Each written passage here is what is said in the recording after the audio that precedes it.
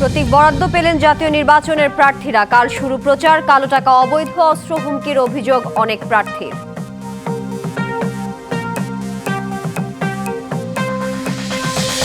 রাতে সিলেট যাচ্ছেন BNP chairman Tarique Rahman. Hazrat Shahjalal ও শাহপরানের মাজার জিয়ারতের মাধ্যমে কাল নামবেন ভোটের প্রচারে।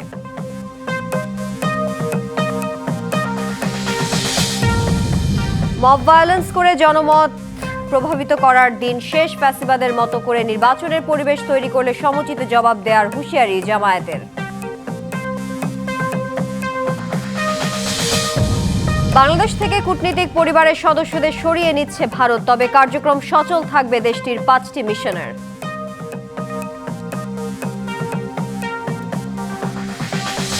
ডেভেলপার কোম্পানির সঙ্গে শর্ত ভঙ্গ করে জায়গা দখলে নিচ্ছে নীলক্ষেতের বাকুশা হকার্স মার্কেট সমিতি। আছে চাঁদাবাজির অভিযোগও।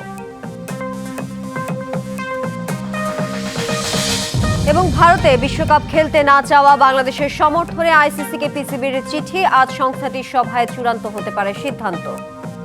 ত্রয়োদশ জাতীয় সংসদ নির্বাচনে প্রতীক পেলেন প্রার্থীরা। পাবনা 1 ও 2 আসন বাদে 298 আসনে 1967 জন প্রার্থী চূড়ান্ত হয়েছে। এবার কাল থেকে শুরু হবে ভোটের প্রচার যুদ্ধ। ঢাকা জেলার 5টি আসনে নির্বাচনে কালো টাকার দৌরাত্ম্য, অবৈধ অস্ত্র ও হুমকির অভিযোগ করেছেন জামায়াত সহ স্বতন্ত্র প্রার্থীরা। বিএনপি বলছে আচরণবিধি লঙ্ঘন সহ সব অভিযোগ খতিয়ে দেখার কাজ নির্বাচন কমিশনের। ত্রয়োদশ জাতীয় সংসদ নির্বাচনে মনোনয়ন যাচাই, আপিল নিষ্পত্তি সহ অন্যান্য কার্যক্রম শেষে এবার দেয়া হলো প্রার্থীদের প্রতীক। দলীয় ও স্বতন্ত্র মিলিয়ে এ নির্বাচনে লড়ছেন প্রায় 2000 প্রার্থী। প্রতিদ্বন্দ্বী প্রার্থীদের নিয়ে বুধবার মতবিনিময় সভার আয়োজন করেন ঢাকা জেলা রিটার্নিং কর্মকর্তা। এতে যোগ দেন ঢাকা জেলার 5টি আসনের প্রার্থীরা। এ সময় নেতাকর্মীদের বাড়িতে গিয়ে হুমকি দেওয়া হচ্ছে বলে অভিযোগ করেন জামায়াত সহ স্বতন্ত্র প্রার্থীরা। দাবি তুলেন অবৈধ অস্ত্র উদ্ধারের। আমিও বিভিন্ন থ্রেড পাচ্ছি। 2 জন কিলার চিটাগং থেকে ঢাকায় এসেছে, ঢাকা আটে তারা ঢুকেছিল। যে কোনোভাবে কোনো প্রভাবশালী কোনো রাজনৈতিক ক্ষমতার কবলে কিংবা যে কোনোভাবে শুধুমাত্র দুর্বল হওয়ার কারণে আমাদের সমাজে অত্যাচারিত সেই সমস্ত মানুষের কণ্ঠস্বর হিসেবে আমি সংসদে যেতে চাই। নির্বাচন বিরোধী বা লঙ্ঘন এমন কোনো কাজই করি না, এই পর্যন্ত আমরা করি না। আমরা শান্তিপ্রিয় দল, আমরা শান্তিতে বিশ্বাস করি। নির্বাচনটা শান্তিপূর্ণ হবে, এটাই আমরা চাই। তবে নির্বাচনে আচরণ বিধি লঙ্ঘন সহ সব অভিযোগ খতিয়ে দেখার দায়িত্ব ইসির বলে মনে করে বিএনপি। প্রার্থী হয়তো হতাশার থেকে অনেক অভিযোগ করছে, অভিযোগগুলো আমলে নেওয়ার প্রয়োজন আছে এবং অভিযোগ সে করতেও পারে। কিন্তু সবচেয়ে বড় কথা হচ্ছে যে নির্বাচন কমিশন এবং অন্তর্বর্তীকালীন সরকারকে ফাংশন করতে দিতে হবে। আর প্রতিদ্বন্দ্বী প্রার্থীদের মধ্যে পারস্পরিক সহযোগিতার আহ্বান জানান রিটার্নিং কর্মকর্তা। বলেন অনলাইনে গুজব প্রতিরোধে কাজ করছেন তারা। আমাদের এসপি মহোদয় আছেন, আমি তাকে রিকোয়েস্ট করতেছি। পরে ঢাকা জেলার 5টি আসনে 32 প্রার্থীর মাঝে প্রতীক বরাদ্দ দেন জেলা রিটার্নিং কর্মকর্তা। এবার অর্ধশত দল ভোটে অংশ নিচ্ছে। নিবন্ধিত রাজনৈতিক দল জোটগতভাবে ভোট করলেও প্রার্থীকে নিজ দলের প্রতীকে ভোট করতে হচ্ছে। বৃহস্পতিবার শুরু হবে আনুষ্ঠানিক ভোটের প্রচার, যা চলবে 10ই ফেব্রুয়ারি পর্যন্ত। 12 ফেব্রুয়ারি সারা দেশে ত্রয়োদশ সংসদ নির্বাচনের সঙ্গে জুলাই সনদ বাস্তবায়ন প্রশ্নে গণভোট হবে। Bijan Kumar Das, DBC news, Dhaka. সারা দেশে ত্রয়োদশ জাতীয় সংসদ নির্বাচনের চূড়ান্ত প্রার্থীদের মাঝে প্রতীক বরাদ্দ করেছেন জেলা রিটার্নিং কর্মকর্তারা। কাল থেকে শুরু হচ্ছে আনুষ্ঠানিক প্রচারণা। প্রতীক বরাদ্দের পাশাপাশি আচরণবিধি নিয়েও প্রার্থীদের ধারণা দেওয়া হচ্ছে। রংপুরে জেলা প্রশাসকের সম্মেলন কক্ষে 6টি সংসদীয় আসনের 45 প্রার্থীর মাঝে প্রতীক বরাদ্দ দিয়েছেন জেলা রিটার্নিং কর্মকর্তা। এদের মধ্যে 2 জন স্বতন্ত্র নির্বাচন করবেন। বরিশালে জেলা প্রশাসকের সম্মেলন কক্ষে সংসদীয় 6টি আসনে 36 প্রার্থীর মাঝে প্রতীক বরাদ্দ দিয়েছেন জেলা রিটার্নিং কর্মকর্তা। দলীয় প্রতীকের বাইরে একজন স্বতন্ত্র নির্বাচন করবেন। সিলেটে ধারাবাহিকভাবে 6টি আসনে প্রতীক বরাদ্দ হয়। রাজশাহীতে মোট 29 প্রার্থীকে প্রতীক বরাদ্দ দেওয়া হয়েছে। 3 জন স্বতন্ত্র হিসেবে নির্বাচনে অংশ নেবেন। ময়মনসিংহে মোট 11টি আসনে 67 জনকে প্রতীক বরাদ্দ দেওয়া হয়েছে। এর মধ্যে 9 জন স্বতন্ত্র নির্বাচন করবেন। খুলনার 6টি আসনের 38 জন প্রার্থীর নির্বাচনী প্রতীক বরাদ্দ রিটার্নিং কর্মকর্তা। 7 জন স্বতন্ত্র প্রার্থী হিসেবে নির্বাচন করবেন। এদিকে বগুড়ায় 7টি আসনে বিএনপি ও জামায়াতে ইসলামী এবং স্বতন্ত্র সহ 35 প্রার্থীর মাঝে প্রতীক বরাদ্দ দেওয়া হয়েছে।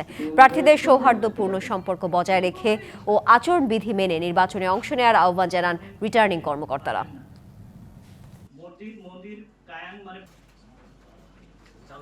জনাব তারেক রহমান বগুড়া সদর থেকে নির্বাচন করছেন, আপনারা জানেন।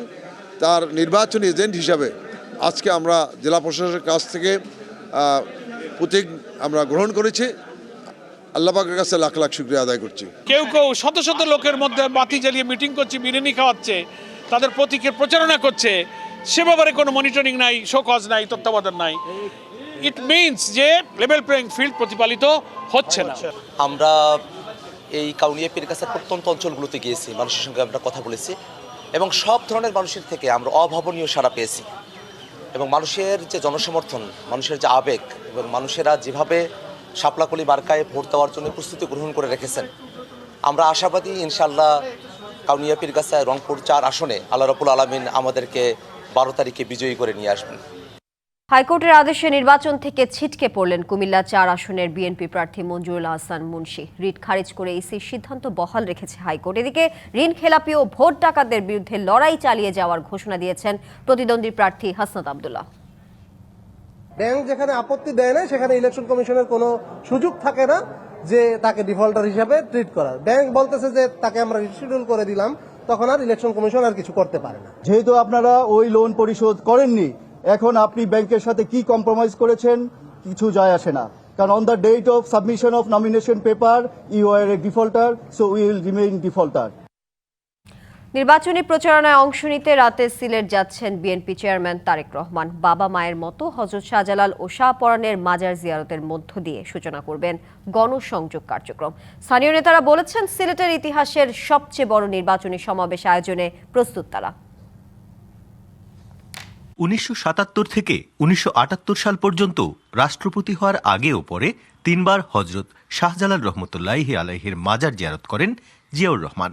বেগম জিয়াও 1991 সাল থেকে প্রতিটি জাতীয় নির্বাচনে সিলেট থেকেই প্রচারণা শুরু করেন।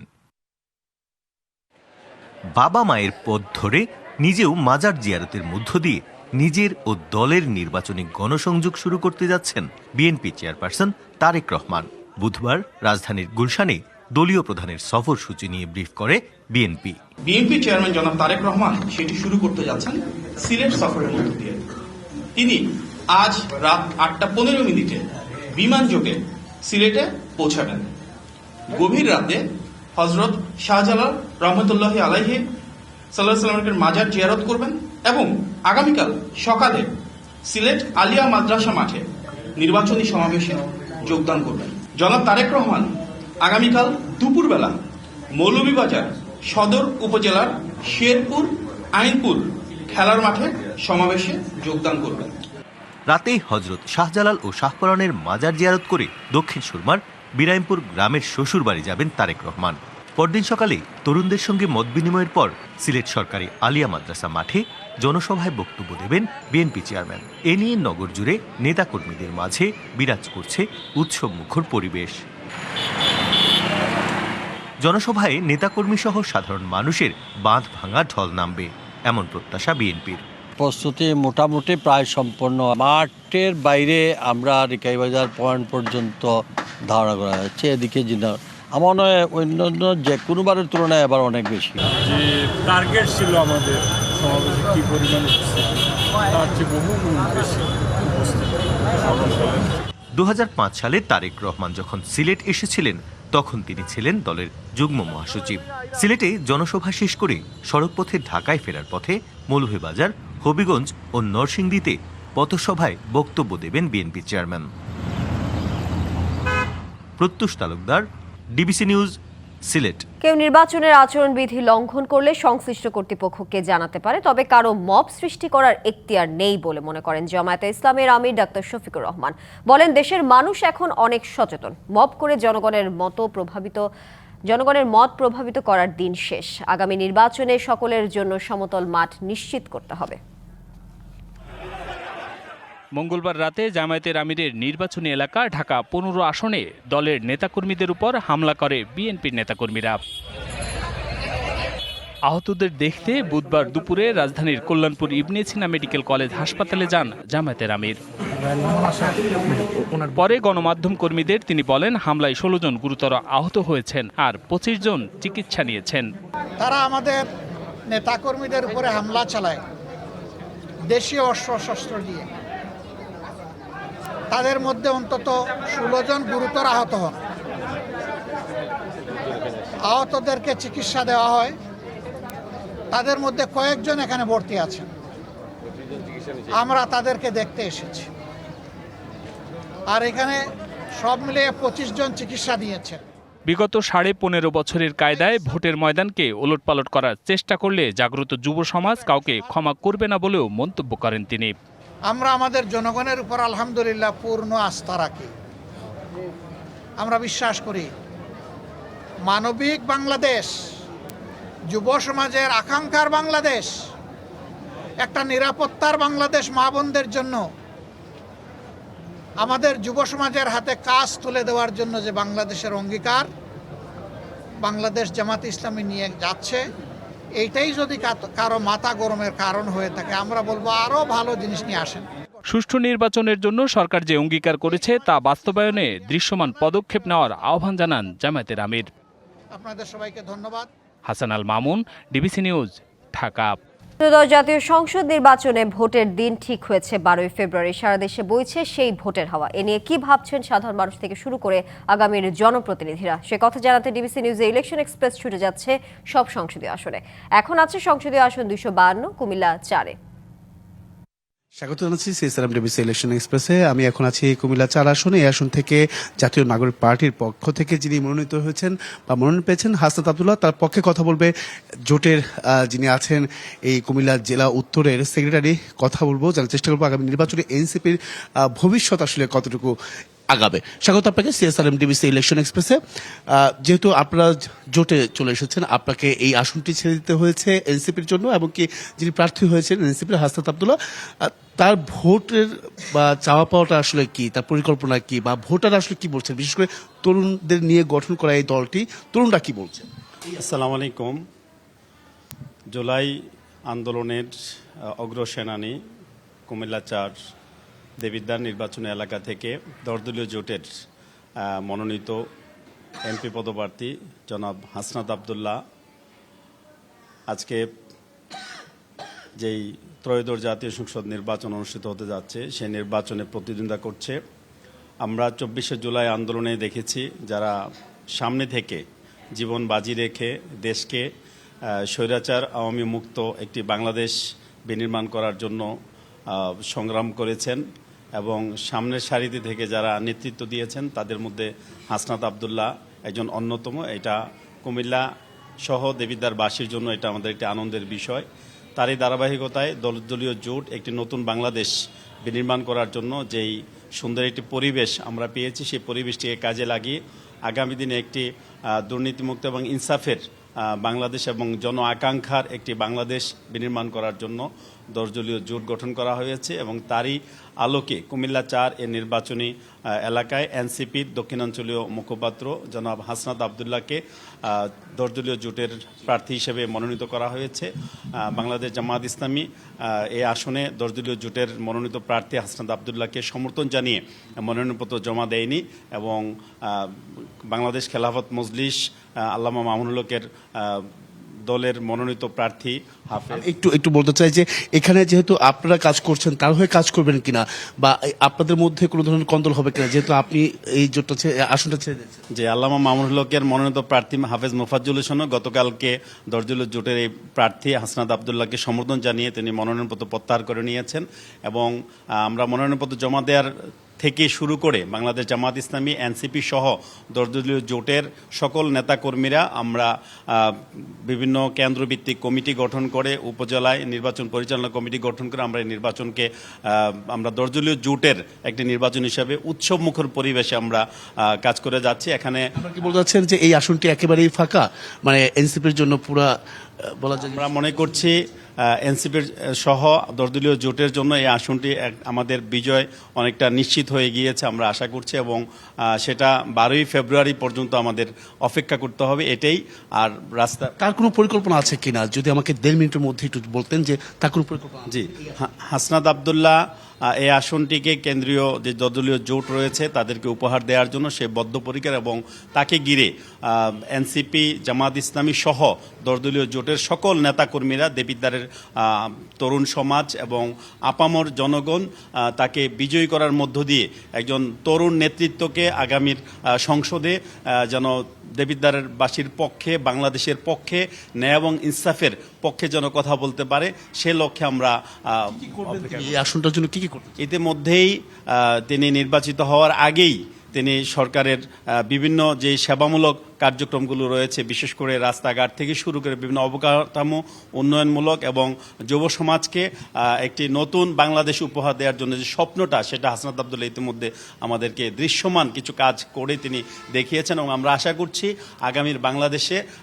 হাসনাত আব্দুল্লাহ যদি নির্বাচিত হয়ে সংসদে যেতে পারে তাহলে বর্তমান সময়ে নির্বাচন কমিশনের যে কিছু আইনের ব্যত্যয় ঘটিয়ে ঋণ খেলাপিদের এবং দ্বৈত নাগরিক যাদের রয়েছে তাদেরকে নির্বাচনে অংশগ্রহণ করার যে সুযোগ তৈরি করে আস্থাহীনতার একটি জায়গা তৈরি করে দিয়েছে, এই সকল বিষয়গুলোরকে সামনে রেখে হাসনাত আব্দুল্লাহরা সংসদে আগামী দিনে কথা বলবেন এবং এই আসনে নির্বাচনের মাঠ একেবারে ফাঁকা বলা যায় এনসিপির জন্য। নিশ্চয়ই সেক্ষেত্রে যদি একটু ছোট করে বলতেন যে যখন ভোট চাইতে যাচ্ছেন এনসিপির পক্ষে, আসলে প্রতীকের একটা বিষয় কি কাজ করে কিনা বা হাসনাত আব্দুল্লাহ ব্যক্তি পর্যায়ে ভোটে কাজ করবে কিনা? না, ইতিমধ্যেই হাসনাত আব্দুল্লাহ শুধু দেবিদ্বারেই নয়, গোটা বাংলাদেশ একটি ব্র্যান্ডে পরিণত হয়েছে এবং শাপলাগুলি প্রতীক দেবিদ্বারের একেবারেই তৃণমূল পর্যায়ে বৃদ্ধ, যুবক এবং শিশু থেকে শুরু করে সকলের একটি প্রিয় প্রতীকে পরিণত হয়েছে এবং আমরা যখন গণসংযোগে যাই তখন হাসনাত আব্দুল্লাহকে ঘিরে আমরা সেটা লক্ষ্য করছি। অসংখ্য ধন্যবাদ আমাদের সঙ্গে আপনি এতক্ষণ যুক্ত ছিলেন। পরবর্তী সংবাদ সন্ধ্যা 7টায় থাকছে ভিন্ন কোনো রাজনৈতিক দলের মনোনীত প্রার্থীরা কি ভাবছেন আগামী নির্বাচনের কেন্দ্র করে সেসব বিষয়। সঙ্গে ইলেকশন এক্সপ্রেসে। রাজনৈতিক দলগুলো নির্বাচনে নারীদের প্রাধান্য দেয়নি দাবি করে দলগুলোকে প্রশ্নের সম্মুখীন করতে হবে বলে মন্তব্য করেছেন সমাজ কল্যাণ এবং নারী ও শিশু বিষয়ক মন্ত্রণালয়ের উপদেষ্টা শারমিন এস মুর্শিদ। দুপুরে সচিবালয়ে এক সংবাদ সম্মেলনে এসব কথা বলেন তিনি। উপদেষ্টা আরও বলেন, নারী নির্যাতন এখনো বন্ধ করা যায়নি, তবে গত 1.5 বছর ধরে কাঠামোগত পরিবর্তনের চেষ্টা অব্যাহত রয়েছে। রাজনৈতিক দলগুলো দায়িত্বশীল আচরণ করলে নারী সহিংসতা কমে আসবে বলে আশা প্রকাশ করেন উপদেষ্টা। সমাজ কল্যাণ এবং নারী ও শিশু বিষয়ক মন্ত্রণালয় এখন পর্যন্ত 56 লাখ মানুষের কাছে গণভোটের বার্তা পৌঁছে দিয়েছে বলে জানান তিনি। প্রান্তিক জনগোষ্ঠী, মূলধারার জনগোষ্ঠীর সকলের অধিকার নিয়ে আমরা বারবার বলে এসেছি আজকে 54 বছর ধরে। আমরা মনে করছি যে নারীর অধিকার জায়গা থেকে, তার সার্বভৌমত্বের জায়গা থেকে এই নারী নামটাই তার জন্য সবচেয়ে ডিগনিফাইড। সংশোধিত বাংলাদেশ ব্যাংক অধ্যাদেশ জারি না হলে ব্যাংক খাতে আবারও রাজনৈতিক প্রভাব ফিরে আসবে, এমন শঙ্কার কথা জানিয়েছেন বাংলাদেশ ব্যাংকের governor doctor Ahsan H Mansur. তিনি বলেন, ভবিষ্যতেও কেন্দ্রীয় ব্যাংক স্বাধীনভাবে কাজ করতে পারবে কিনা তা নিয়ে প্রশ্ন রয়ে গেছে। এই অবস্থায় দ্রুত সংশোধিত বাংলাদেশ ব্যাংক অধ্যাদেশ অনুমোদনের তাগিদ দেন তিনি। জগন্নাথ বিশ্ববিদ্যালয়ে অনুষ্ঠিত ব্যাংকিং খাত বর্তমান অবস্থা ও ভবিষ্যৎ চ্যালেঞ্জ শীর্ষক আলোচনা সভায় এসব কথা বলেন গভর্নর। তিনি আরও বলেন, সক্ষমতা না থাকলেও ব্যাংকগুলো দীর্ঘমেয়াদী ঋণ বিতরণ করছে, যা ব্যাংক খাতে বড় ধরনের সংকট তৈরি করছে। এই সংকট উত্তরণে বন্ড ও শেয়ার বাজার শক্তিশালী করার বিকল্প নেই বলেও মন্তব্য করেন গভর্নর। গভর্নেন্স ফেলিয়ারটা বলতেই হবে যে সর্বপর্যায়ে হয়েছে, পলিটিক্যাল লেভেলে হয়েছে, সর্বোচ্চ পর্যায়ে, যেখান থেকে নির্দেশিত হয়ে লোন দেওয়া হয়েছে। এটাকে দূর করতে না পারলে কিন্তু আমরা ইনহেরেন্ট যে রিস্কটা আছে সেই রিস্কটাকে আমরা মিটিগেট করতে পারবো না। 26তম সমাবর্তন অনুষ্ঠিত হয়েছে ইন্ডিপেন্ডেন্ট ইউনিভার্সিটি বাংলাদেশের। স্নাতক ও স্নাতকোত্তর পর্যায়ের 2496 জন শিক্ষার্থী অংশ নেয়। তাতে কৃতিত্বপূর্ণ ফল অর্জনের জন্য 5 স্নাতককে দেয়া হয় আচার্য স্বর্ণপদক। শিক্ষা ও সহশিক্ষা কর্মকাণ্ডে সমান কৃতিত্বের জন্য অলরাউন্ডার স্বর্ণপদক পান 1 স্নাতক।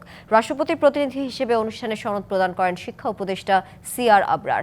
সমাবর্তনে বক্তব্য রাখেন আলোকচিত্রী, লেখক ও মানবাধিকার কর্মী ডক্টর শহীদুল আলম। এ সময় উপস্থিত ছিলেন উপাচার্য অধ্যাপক ডক্টর তামিম সহ বিশ্ববিদ্যালয় কর্তৃপক্ষ।